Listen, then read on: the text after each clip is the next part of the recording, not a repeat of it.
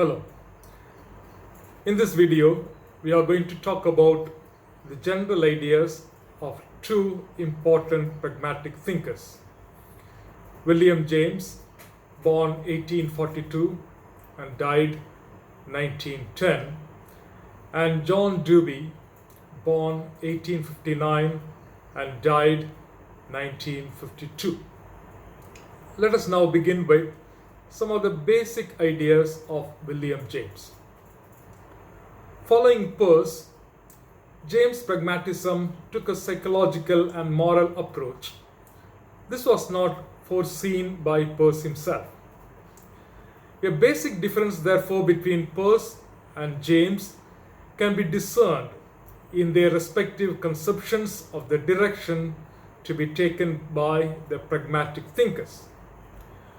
While Peirce examined meaning in general, the conditional schema and interpretations, James focused upon the distinct contributions that ideas and beliefs make to specific forms of human experience on the living level of practical wants and purposes. The most conspicuous feature of James' writings on pragmatism is the dominant place given to the considerations of value, worth, and satisfaction. These are consequences of his teleological or purposive conception of mind. He has elaborated this in his famous book, Principles of Psychology, published in 1890. James maintained that thought is adaptive and purposive, but it is also immersed with ideal, emotional, and practical interests, which, as condition of action, work to transform the world and create the future. Consequently, truth and meaning are species of value. In his own words, I quote him, "The true is the name of whatever proves itself to be good in the way of belief." James took meaning to be an intimate part of the use of ideas for expediting action. The notion of the difference that a proposition makes in experience was fundamental to James' pragmatic methodology. He remarked that it is good rule in physiology, when we are studying the meaning of an organ, to look to the specific function that it performs. In the like manner, the specific difference that the presence of mind makes in observable cases, reflected in its unique functioning, defines the use of mind. In particular, the pursuance of future ends and the choice of means for their attainment are thus the mark and criterion of the presence of mentality. With his training in medicine and psychology, and also having been influenced by the writings of Charles Darwin, James considered that the main function of thought is to help people establish satisfactory relations with our surroundings. Thus, individuals help to mold the character of reality according to their needs and desires. Indeed, this is fundamental in James' defense of the right to believe in his famous essay, The Will to Believe, published in 1897.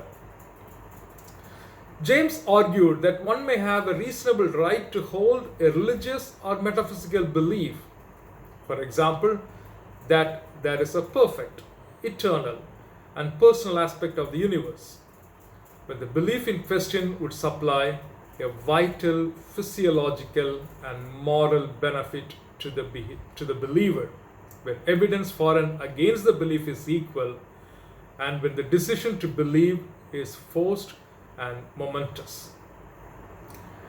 In James' functional conception of truth, the working, and hence the truth of ideas, is their role in opening up valuable possible directions of thought and action. A leading that is worthwhile. Now we shall briefly discuss some of the key ideas of John Dewey.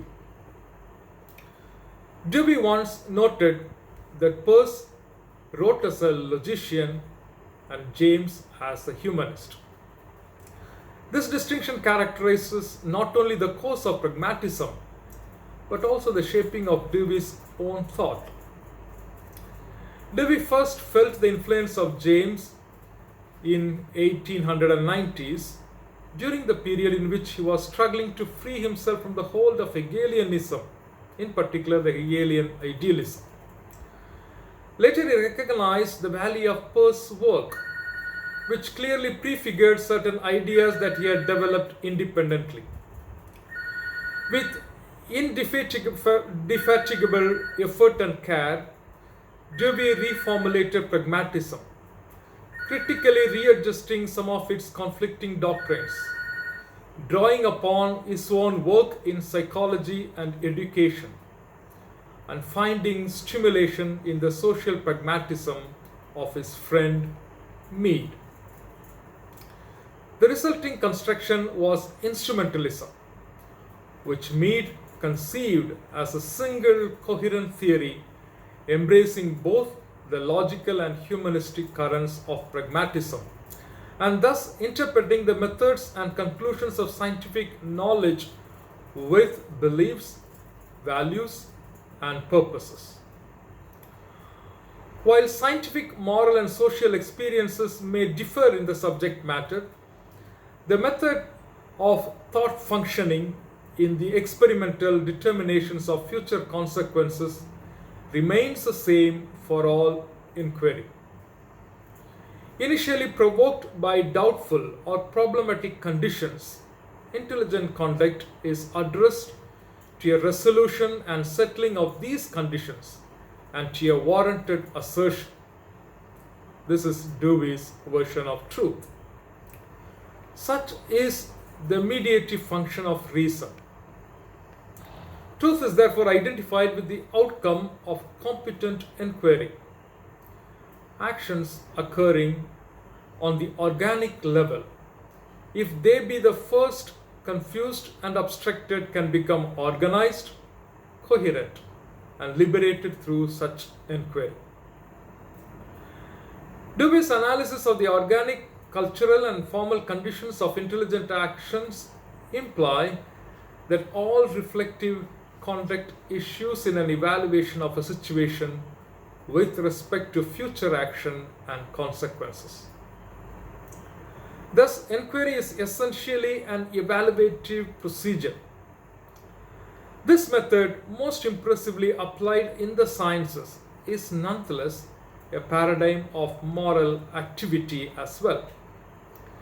In ethics, the actions needed to satisfy the situation, and this is not to be found simply by the application of moral codes. The meaning has to be searched, for there are conflicting desires and alternative apparent goods. Hence, inquiry is exacted.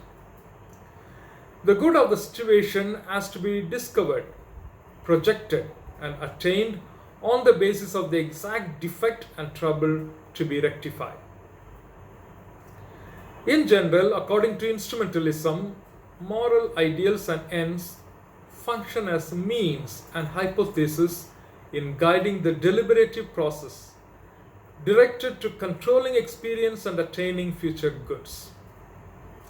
I quote Dewey himself, "Not health as an end fixed once and for all, but the needed improvement in health, a continual process, is the end and good.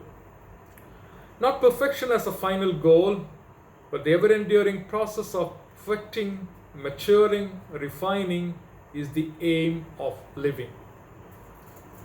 Growth itself is the only moral end." These are the words of Dewey himself. Inquiry possessed a genuine religious significance for Dewey, and its functioning as a critical, self-corrective and social process of human growth, he envisaged the working ethic of democracy. Now that we have discussed the basic ideas of William James and John Dewey, let us try to sum up some of the ideas of pragmatism in general. Obviously, pragmatism is vulnerable to certain criticisms. This is because it was often portrayed as a rationalization of the American business ethos. Perhaps something inspired, but not by any scrutiny of the writings of the philosophers themselves. Similarly, the pragmatic theory of truth has been assailed. Concerning an idea or belief, James held that one can say that it is useful because it is true, or that it is true because it is useful. Both phrases, he added, mean the same thing. Truth is useful and useful is truth. Most scholars, however, have denied this equivalence. His position may seem, moreover, to allow for an idea to be true in the sense of being useful or expedient for one person and false for others. Finally, James was accused of reducing truth to subjective play of opinions that one happens to relish or find useful to believe. To these charges, James replied that what immediately feels most good is not always most true when measured by the verdict of the rest of the experience. He also warned, I quote him, "Woe to him whose beliefs play fast and loose with the order which realities follow in his experience." Pragmatism recognized the relative, contingent, and fallible, yet still authentic character of human reason, rather than perpetuating the dubious ideal of philosophy as a system of eternal truths. In so doing, and in thus altering the philosophical sense, pragmatism has become vitally implicated in the practices of current intellectual life. In the light of this fact, a mere pragmatic justification of pragmatism is difficult to imagine. The naturalism of pragmatism, especially of Dewey, misses also some fundamental requirements of morality. For instance, divorce may be practically, immediately possible, but it proves in some ways detrimental to certain family life and even to the society as a whole, and even the affective requirements of youth. And so far we have discussed about some of the key ideas of William James, John Dewey, and I've also raised some criticism made by some eminent scholars. And in the next lecture, we shall continue discussing other schools of contemporary philosophy. Thank you for your patient listening.